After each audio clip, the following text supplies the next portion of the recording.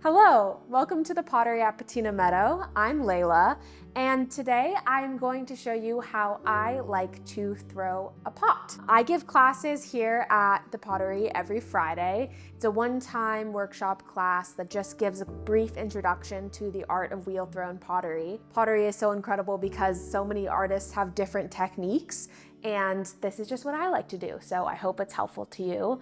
Let's jump into it.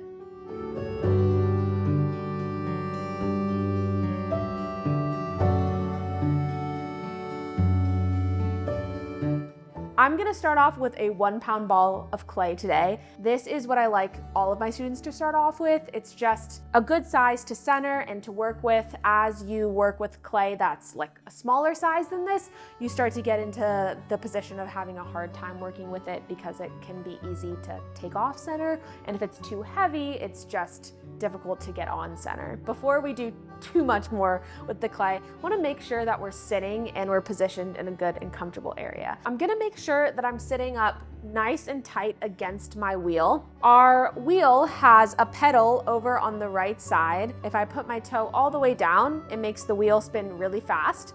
And if I put my foot all the way back, it stops the wheel. We'll be working with the pedal today. I'll just get you acquainted. Got the basin here. This is gonna catch all of our clay that flings off the wheel as we add water to our clay. And then I have a blue thing on the top of my wheel head. This is called a bat. This is if students make a plate or something that just has a bigger base, that if I start to sort of finagle with it too much while it's wet, it'll get all funky looking. So I can just take off this entire thing, put it off to the side, and give another bat so students can continue to work with throwing more pieces. So now that we've gotten acquainted with our tool today, I'm going to make sure I'm sitting, like I said, very nice and tight up against the wheel head. And I wanna make sure that if I look down, I'm looking down at the center of my wheel. I also wanna make sure I'm sitting directly behind my wheel. Some people have a tendency to sort of get off to one side or get off to the other side. Our first step is called centering. So if we're centered, we have a better chance of getting our clay to be centered. Legs up against the wheel and body centered on our wheel head. I'm gonna grab my clay. I'm gonna give it a bit of a smack around. Like I said, this is a 1-pound ball of clay. What I'm trying to do when I'm smacking the clay around is I just wanna make sure it's as even as possible all the way around. And I like to create sort of an egg shape with my ball because our first step is called coning, which means we're gonna have to get our clay into a cone shape. And very important that the bottom where we're gonna put our clay is not flat. If it's flat, we could end up with a big air bubble in the bottom of our clay, and that's not what we want. We wanna make sure that it's completely flush against the wheel head. Once I've gotten it nice and rounded and smooth and beautiful, looks like a nice little egg, I'm gonna take my clay and I'm gonna put it down into the center of my wheel. If you don't get it quite on center when you first slam it down, you can push it around a little bit. You wanna make sure that the clay and the wheel have a good seal. So if it's centered, it should look something like this. It's not gonna be perfectly on center when you slam it down because we haven't done all the hard work yet, but it shouldn't look like it's spinning too much. This is a pretty good look at what a centered piece of clay that's been slammed down would look like. This is what a piece of clay that's not centered will look like. So you can sort of see there's quite a bit of a difference. So we're trying to get it right down into the middle. And then something that I like to do to make sure that it has that good seal is if I take my hands on either side of the clay, and I just sort of give a nice push down. You don't want to push down on top like you're doing CPR. You want to push down on the sides because we want to keep that cone egg shape that we have going because that will keep it nice and helpful as we move forward in the process. You can push down. You can also turn it on and sort of give your finger a little drag against the side. The most important tool for us to use is water. So I have a bucket of water, always have a bucket of water right next to me when I'm throwing. When we first get started, you'll notice that you use quite a bit of water. The one thing we want to make sure is as we add water to our clay, if you're basin starts to look like you've got a little swimming pool going on, you might want to let up on a bit of the water, especially if the clay starts to feel like where is all the clay going? It's probably ending up in your basin and on your hands and maybe on your face if you're anything like me. When I first start off, I just squeeze some water onto the clay and get some water on my hands. You want to feel like the clay is just gliding beneath your hands. If the clay at any point during the process starts to feel hot or sticky, that's too much friction and you need to add more water. I'm gonna add water, and now we're actually gonna touch the clay. So before we even look at our hand motion, I'm gonna really make sure that we're sitting in the right spot. You basically wanna forget that you have biceps for this point. Put the gun shows away. We're gonna stay tucked in nice down here. And this is just to give us stability. If we start touching the clay with our arms out here and we're not centered and we start to get wobbly, we're gonna have a hard time getting the clay onto center. If I'm looking straight down, I'm looking down into the center of my clay. For my hand position, the way I like to describe this to people, sort of gonna make like a W with your hands and then turn them flat and then go down onto the clay. The clay is going to sit in your palms. You want to sit with your thumb pads on the top of, or your thumb, what is this part of your hand? This part? Heel. The heel of your hand is going to go on the top. Palms are going to go on the sides. When I'm working with a pound of clay, I don't need as much help from the wheel in order to get it to move, if that makes sense. But we still need to be spinning at a good speed. So I'm going to put my foot about parallel to the ground on the pedal, squeeze some water on the clay, get my hands in that W position. They're gonna rest on the sides. I bring my fingers in as well. I'm not pushing with my fingers when I do this, but they're involved. And the motion that my hands are doing is a down and in, and then my hands are moving up. I'm also keeping my hands connected during this process. So my right and my left hand are touching. Basically throughout the entire throwing process, you want to have your hands connected until you get to the part where your pot's too tall in order to do that. This will give you so much more stability and it'll just make it a lot easier. So keeping the point of contact between your elbows and your body and keeping the point of contact between your two hands is one of the biggest keys that I've found to be super helpful. W with my hands, coming on either side of my clay. Tops of my hand, I'm pushing down, moving in, and then moving my hands up.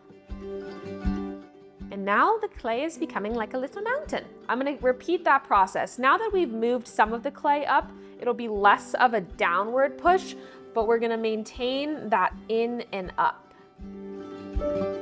And as I move my hands upwards, I'm not using a ton of pressure with the upwards pull.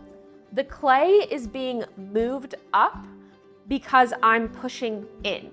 So it's forcing it to go up because it has nowhere else to go. So when I push in, the clay moves up. As I get towards the top, I'm going to rest on the top and then let my hands off slowly. You don't want to let your hands off too quickly or else this will happen. So let's say I get to the top, I see a bird, I'm like, oh my gosh, a pretty bird. Things will start to go out of whack. This is not what we're looking for. We want our clay to stay nice and centered, and it should look like it's not spinning too much at the top specifically. This process here is called coning the clay up. You don't need to make it quite as tall as I have, but I just really wanted to show you that process of pushing down and in and then moving your hands up. We're really just trying to get the tippity top centered. This is what it looks like when it's pretty close to center. So it shouldn't look like it's moving all that much. If your pot looks like it's barely spinning, you're in a good spot. If you're a beginner to this process and you're feeling a little bit overwhelmed or like, I'm never gonna get good at this, don't feel dejected. You are in a good spot. It takes the time that it takes, and I promise it does get more fun as you get better and you can sort of expand your understanding. Next, I'm going to take my cone and I have to push it back down into a hockey puck. I am going to take my left hand and it's gonna sit on the outside of my clay on the left side. The clay is once again sitting in my palm. I'm sort of coming in at an angle where I would be pushing to like about 2 o'clock on my wheel head. So it's just sort of resting there.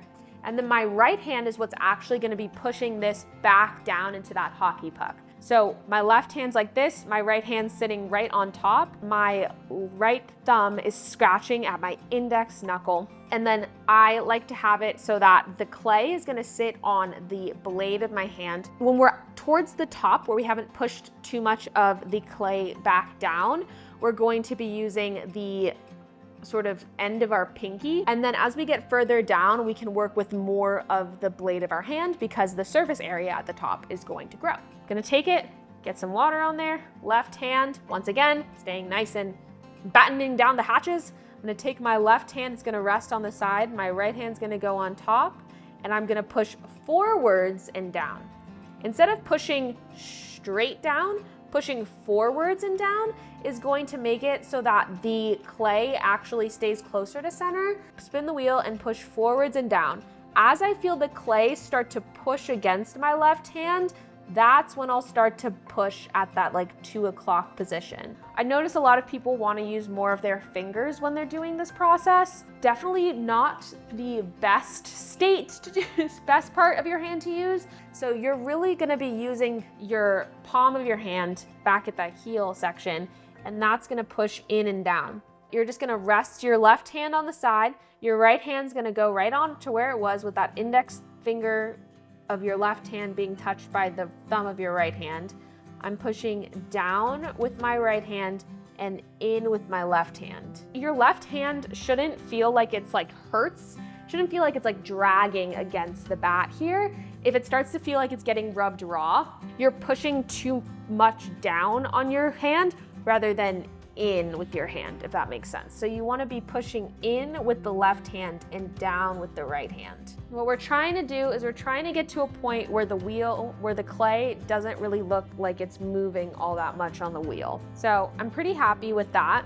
The other thing that I also see happen a lot with beginners is they'll end up with some sort of like mushroom thing when they're putting their clay down into this hockey puck. I find that happens the most when people are pushing too much with their top hand and not enough in with their left hand with that heel of their hand. So if you push in with that heel and push down on the top, you should be able to get rid of that little mushroom thing that can sometimes come up for beginners. And if you would like to make a hockey puck, ta-da, you're done. If you don't want to make a hockey puck, if you want to make something a little bit different, perhaps a vase, which is what I'm going to be making today, I gotta open this up in order to have a hole in the middle where the water can go.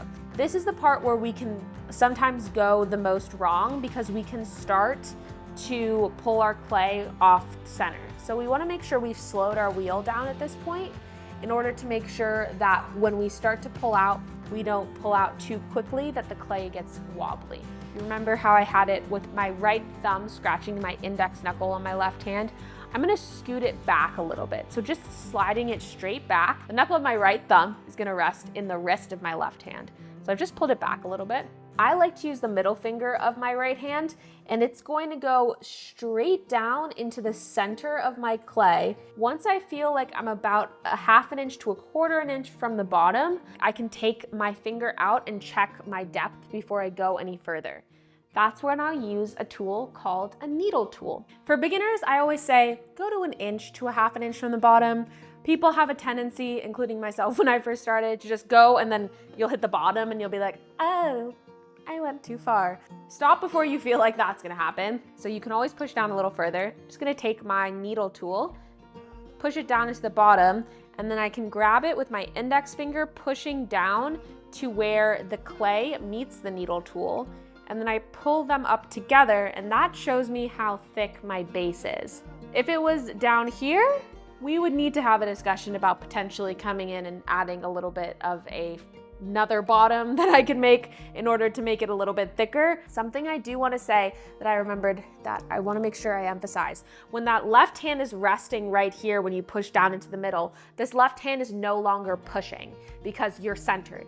If I were to push more with my left hand, it would push it off center. So it's really just resting there in order to give my right hand stability, because like I said, we want to have those hands connected in order to give us the most stability. Once I have it at a good depth, that middle finger can go right back in it, and I'm gonna spin the wheel and pull towards myself at the rate that the wheel is spinning.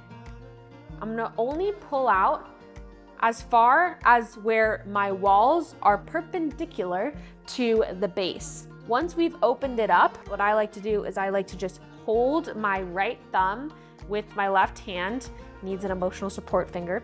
I go in and I'm gonna push down with my right hand in order to even out the bottom and to compress the base. Compressing the base will make sure that we don't end up with cracks as it dries and as we get to firing it. It also makes sure that everything is nice and even along the bottom, which contributes to a nice, clean looking finished pot once we get there. You can also use that sponge as well and get out any extra water that's chilling down there. Now we have a beautiful donut looking thing, but we have an issue. If you want to make anything taller than this, we have to move the clay. It must go from the bottom to evenly spread throughout the entirety of our vase. The way that I like to do this, the clay is moving from the bottom to the top because we are pushing it together between our right hand and our left hand. In order to move all of the clay evenly, we need to be moving at the same speed and we need to be moving with a good amount of pressure. Don't be scared, let's jump into it. I'm gonna make sure my pot is nice and wet. So my left index finger and middle finger are gonna go on the inside of my pot, and my right middle finger and index finger are gonna go on the outside of my pot. I'm gonna push it in towards my left hand, and then they're gonna move up together. You want to make sure that you also don't change the speed of your wheel as you're moving your hands. We wanna set the wheel at a good speed that we're happy with, and then we're gonna start from the bottom, and I'm gonna push in with my outside hand and start to move the clay from the bottom through to the top. And I'm gonna keep repeating that process until we've moved a good portion of our clay from the bottom to the top. So I'm gonna spin my wheel a bit faster. My outside hand is pushing towards my inside hand. To get to the top, let off lightly. Pushing in with my outside hand is gonna make sure that I stay as close to the center as I can. You can also use your sponge on your outside hand by using it instead of your fingers.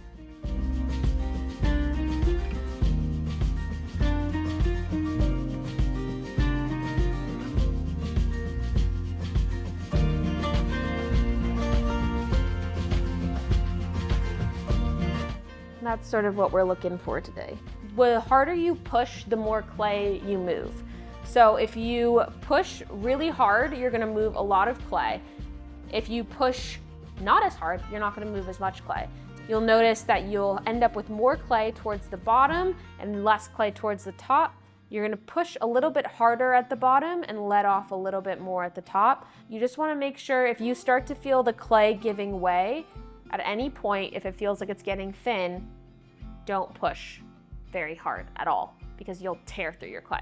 I'm gonna put my sponge down in the bottom just to collect some extra water that's sitting down there. Now that I have a nice cylinder, I can start to think about shaping my vase. I'm gonna take my inside hand, make sure it's nice and wet. It's gonna go down into the bottom of my vase, and I'm gonna push out with my inside hand towards my outside hand. That will start to get it to like belly out a bit. Then as I get closer to the top where I want to start coming in again, I'm gonna push more with my outside hand. And now I can start to work up at the neck if I want to, or I can keep shaping down at the bottom. I like to use a metal rib when I throw. Other option is a wooden rib. This is not as sharp, but doesn't have the same flexibility. So this would be good if I was throwing my walls and I just wanted to create a straight up and down cylinder.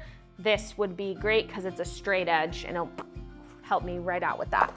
Since I want to make something that has a bit of a curve, I can go in with my wooden rib and that will help me sort of create cleaner lines on my pot. You can completely just use your fingers. But if you ever wonder what this funny looking rib that comes with a lot of toolkits is, that's what it's for. I'm going to work on the neck of my pot like I've been saying 1,000 times. So I'm gonna make sure my hands are wet enough to do this because I just took some slip off my pot. Slip is water and clay mixed together, just so you know. If I want to make my neck very narrow, I can do something called collaring it in. So I like to use sort of my middle finger and my thumb, make sure my hands are nice and wet, and I'll push into the center. You can also use this process, the collaring in sort of thing, or you can use the palms of your hands as well. You can also use this if you feel like your clay at any point is getting off center. That will help to bring it back onto center, because you're hugging it into the middle. The smaller you want to get it, the less fingers you have to use. So that's sort of how you would make a narrower neck. And then you're gonna need to throw the rest of this, so pinching and pulling. This is how I would do something like, once we start working with a narrower neck, the smaller the opening, the less fingers you can use, so just be wary of that. Notice how I'm not really spinning very quickly at all. I think I'm pretty happy with that body shape. So I have some extra clay down here that I can use the wooden rib to get off just by holding it with my hands and cutting it at an angle. That will get off any extra clay down at the bottom. So I've created this bud vase. I have my nice big bellowy belly. And now I have a nice narrow neck. If I want to work with the neck and make a nice rim, like I said, the smaller the surface area on the inside, the less fingers we're going to be able to use. So if I want to make a rim, you always want to work and make a nice rounded rim. I like to just pinch my left hand, my left index finger and middle, what is that? Your thumb. Your left index finger and your thumb together, and then you're gonna push down on the top with my right middle finger, and that will sort of create a nice smaller top. And then I can actually even just rest my sponge, and that will help to clean up the bottom. To make an actual rim, I can push out with my left hand towards my right hand and start to make a nice finished looking piece at the top. The sponge is great for pushing in and evening out anything. Okay, so I've made a little bit of a cute little chunky vase that I'm going to now do the finishing touch. I can use my metal rib again. This is something that I personally like to do for my own pots, so I'm gonna show it to you. This is not something that I would recommend doing like the first time you throw, but for those who have stayed this long, this is what I like to do. I sort of fold the metal rib. This will help to even out and give a nice clean look to either side of my pot. This is not something that I would potentially recommend for people just starting off, because you could have a tendency to actually accidentally slice through your clay. But for those who have stayed towards the end, there's my little style tip that people sometimes ask, how do you get things so shiny and smooth? That's how I do it. Like I said, I will trim this. Okay. Once you feel like, oh my gosh, it's just one more thing, that's usually when you should stop because you're about to mess up your pot. But yeah, that's my cute little bud vase pot. To show you how I like to get it off the wheel, I squirt a little bit of water right in front of the pot. Then I take my wire tool, pull it out towards my pinkies, wrap it around my index fingers like floss, and then use my thumbs, and I push down against my wheel head and slide back towards myself. This will get water underneath the pot, which will help it slide better off the wheel. You want your hands to be dry. Slide it off the wheel. Ta-da! There we go. So like I said, I'll trim a little foot on this guy if I finish him. That will go in and make it look more like a finished pot. But that's how I like to make my pots. If you're just getting started, it takes a little bit of time to get to a point where you feel like confident and comfortable throwing at all. So just keep going, it would be my recommendation. I'll leave you with a couple reminders. Stay centered for yourself. Pottery is all about staying in the moment and focusing on the exact step that's right in front of you and the clay that's in front of you.